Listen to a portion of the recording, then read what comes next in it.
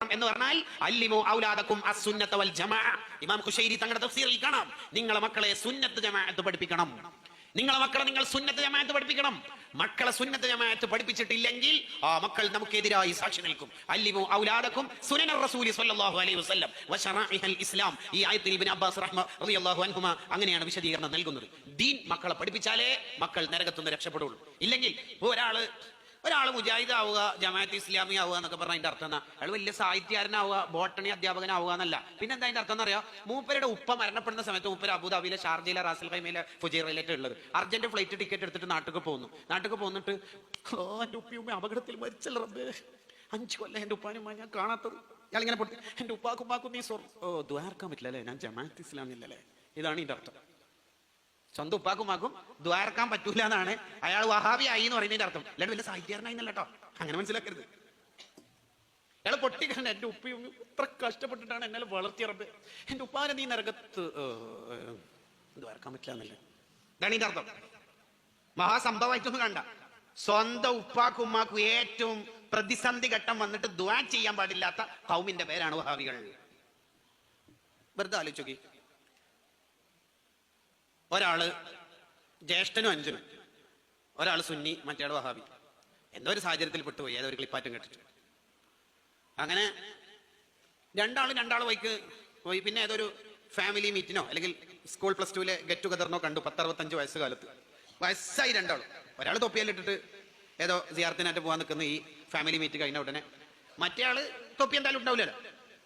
അപ്പൊ ഇവർ രണ്ടാൾ സംസാരിക്കുന്ന സമയത്ത് ഈ സുന്നിയായാൾക്ക് മനസ്സിന് ഭയങ്കര സാറ്റിസ്ഫാക്ഷൻ ഉണ്ടാവും. കഴിഞ്ഞ 10, 45, 50 കൊല്ലത്തെ ജീവിതം എടുത്ത് നോക്കുമ്പോൾ ഭയങ്കര തൃപ്തി ആയിരിക്കും.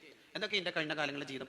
ഞാനെപ്പോഴും വെള്ളിയാഴ്ച രാവ് സ്വലാത്തിന് പോകും. അയാൾക്ക് പറ്റൂലല്ലോ പങ്കെടുക്കാൻ. പിന്നെ മമ്പുറത്ത് തങ്ങൾ, മടവൂർ ഷേഖ് സി എം വലിയുള്ളായി തങ്ങൾ പിന്നെ കൊണ്ട് അങ്ങനെയല്ല സിയാറത്ത് ഇങ്ങനെ ഇടയ്ക്കിടെ പോകും. മഹാന്മാരുടെ മൗലിദിലും റബീഉൽ അവ്വലാകുമ്പോൾ സ്വലാത്താണല്ലോ. മൗലിദ് എന്ന് പറഞ്ഞാൽ സ്വലാത്തു അലൻ നബി യാ റബ്ബി സ്വല്ലി അലൻ മഹലത്തുൽ ബദരി സ്വലാത്തുന്നല, ഇതെല്ലാം സ്വലാത്താണല്ലോ, ഒക്കെ ചൊല്ലും.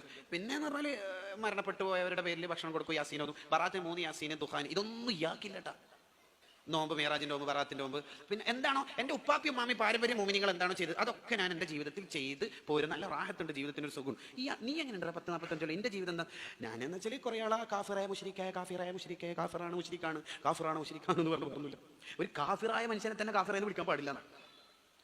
ഒരു കാഫിറ നായനെ തന്നെ നായന്റെ മോനെന്ന് വിളിക്കരുത് എന്നല്ലേ സുബിക്കിമാൻ പഠിപ്പിച്ചേ? അത് നിന്ദിക്കലല്ലേ? ക്രൈസ്തവ മതത്തിൽപ്പെട്ട ഒരാളെ നിന്ദിച്ചതിന്റെ പേരിൽ ഒരാൾ മുർത്തദ്ദായി പോയത് ബഹറുദ്ദുമുഇൽ ഹാഫിള് ഇബ്നുൽ ജൗസി റഹിമഹുല്ലാഹ് രേഖപ്പെടുത്തുന്നുണ്ട്. അയാൾ ഒറിജിനൽ ക്രിസ്ത്യാനിയാണ്. അയാളെ നിന്ദിച്ചതിന്റെ പേരിൽ ഇയാളുടെ ഈമാൻ തെറ്റിപ്പോയത് കിതാബിലുണ്ട്. അപ്പൊ പിന്നെ മുഅ്മിനീങ്ങളെ കാഫിറെന്ന് വിളിച്ചതിന്റെ ഗതികേട് എന്തായിരിക്കും അവരുടെ ഒരു ഗതികേട്? അപ്പൊ എന്റെ ഉപ്പാപ്പ ഉമ്മാമ മൗലിദിൽ നമ്മൾ ഉപ്പാപ്പന്നെ സ്വന്തം ഏട്ടനെ പറഞ്ഞല്ല, ഉപ്പാപ്പ നരകത്തിൽ സ്വർഗ്ഗം ഇപ്പൊ നീ ആയിരിക്കുമല്ലോ ഉദ്ഘാടനം ചെയ്യല്. ഇതാണ് ഈ വഹാബികൾ എന്ന് പറഞ്ഞാൽ ഗൈറ സബീലിൽ മുഅ്മിനീൻ. ഈ മഹാജനസംഖ്യ എല്ലാം നരകത്തില്, ഇപ്പൊ വന്നൊരു ഖൗമ് സ്വർഗത്തില്. അങ്ങനെ ഉണ്ടാവോ? ഈ ബയോളജി, ബോട്ടണി, സുവോളജിയിൽ പഠിച്ച ടീം എങ്ങനെയാ ഇതാവുന്നത് എന്ന് ഇങ്ങനെ ചിന്തിച്ചു നോക്കുമ്പോൾ എന്തെങ്കിലും ഒരു വകുപ്പ് വേണ്ടേ? അല്ലെങ്കിൽ നമുക്കിപ്പോ ദീൻ പഠിക്കാൻ എന്താ മാർഗമുള്ളത്? ദീൻ പഠിക്കാൻ 3 മാർഗമുള്ളത്. ഒന്ന് മുത്തുനബി സല്ലല്ലാഹു അലൈഹി വസല്ലം തങ്ങളും സഹാബത്തും ജീവിക്കുന്ന കാലത്ത് ജീവിച്ചിട്ട് അവരിൽ നിന്ന് ഡയറക്റ്റ് ദീൻ പഠിക്കൽ. അത് നമുക്കിപ്പോ കഴിയൂലല്ലോ. രണ്ടാമത്തത് അവരെഴുതിയ കിതാബ് നോക്കിയിട്ട് മുത്താല ചെയ്തിട്ട് അവരങ്ങനെ ഒരു കിതാബ് എഴുതിയിട്ടില്ല. മൂന്നാമത്തെ എന്താ വകുപ്പുള്ളത്? അവര് പഠിപ്പിച്ച, അവരിൽ നിന്ന് പഠിച്ച, സഹാബത്തിൽ നിന്ന് പഠിച്ച, താബീങ്ങളിൽ നിന്ന് പഠിച്ച, താബീങ്ങളിൽ നിന്ന് അങ്ങനെ പഠിച്ച നമ്മൾ ഉസ്താമാരിൽ നിന്ന്, ഉപ്പാപ്പ ഉമ്മാമയിൽ നിന്ന് ദീൻ പഠിക്കുക. ഇതെല്ലാം വേറെ മാർഗമുള്ളത്. ഇത് വലിയൊരു പള്ളിയാണെന്ന് സങ്കല്പിക്കുക. 1450 സഫുണ്ട് ഈ പള്ളിയിൽ. അപ്പൊ നമ്മളിങ്ങനെ കൈകെട്ടി 1450 സഫിൽ നമ്മൾക്ക് ഉള്ളെങ്കിൽ ഇമാമ് റുക്കുയിലേക്ക് പോയില്ലോ എന്ന് എങ്ങനെ നമ്മൾ നോക്കല്? 1449 സഫ് റുക്കുയിലേക്ക് പോയി നമ്മൾ പോകും. ഉപ്പാപ്പി ഉമ്മാമയിൽ കുത്തുബത്തിൽ നമ്മൾ യാത്ര തന്നെ. അല്ലാണ്ട് വീണിട്ട് നിസ്കാരം പാത്തിലാവാൻ സാധ്യത ഉണ്ട്. നമ്മൾ അത് ചെയ്തിട്ടാണല്ലോ നോക്കേണ്ടത്. കാരണം ഇവർ ഈ പറയുന്നത് ഖുർആനിലുണ്ടോ എന്ന ചോദ്യം ഉണ്ടല്ലോ. ഈ ഖുർആനല്ല, ഇത് ഖുർആനാന്ന് പഠിപ്പിച്ചത് ആരാണ്? ഇതിപ്പോ ഖുർആനാണ് ആരാ നമുക്ക് പഠിപ്പിച്ചത്?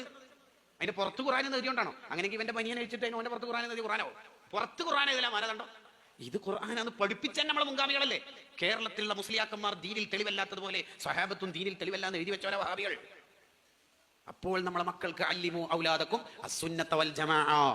നമ്മളെ മക്കൾ ദീനി പ്രവർത്തകരാവണം. അവർക്ക് സുന്നത്ത് ജമാഅത്ത് പഠിപ്പിച്ചു കൊടുക്കണം. പക്വത വരുന്ന കാലത്ത് ഒരു 6ാം ക്ലാസ് 7ാം ക്ലാസ് എത്തുമ്പോൾ മദ്രസ ഒഴിവാക്കിയിട്ട് ഡിഗ്രിയും PGയും BDSും ഫാംഡിയും ഒക്കെ പഠിപ്പിക്കുന്ന മാതാപിതാക്കളാണ് ഈ വിഷയം നന്നായി ശ്രദ്ധിക്കേണ്ടത്. നമ്മളെ മക്കളെ നന്നായി ദീൻ പഠിപ്പിച്ചില്ലെങ്കിൽ നാളെ ആഖിറത്തിൽ നമ്മൾ കുടുങ്ങിപ്പോകും.